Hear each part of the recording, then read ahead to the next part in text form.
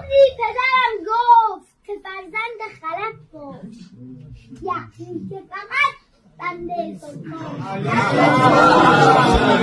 بیروی علی شعر منو رویه ندارد، بی اذن علی نطق در اون مویه ندارد، بی نام علی قرآن یک آیه ندارد، بی حب علی دین به خدا پایه ندارد.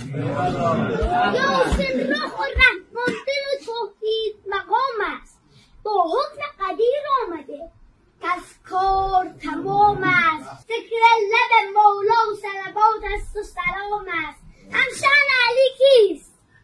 اگر هست بیاید، بالاتر از این دست محالش بیاید. هم جاذبه هم دافعه دارد به تعادل، توصیفگر روی گل او شده بلبل. عقل است که شاعر شد حافظ به توسل، لا حول ولا قوة الا به تنزل. ایجاز رباعی است، بلندوی قصیده است، در دفترش آن خدا بیت گزیده است.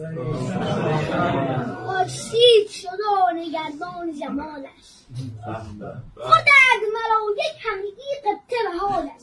گشتم به خدا نیست کسی مثل و مثالش، میراث پیمبر صلواتی است که آلش کس نیست به جز فاطمه و حیدر آلا. با آل علی اگه در افتاد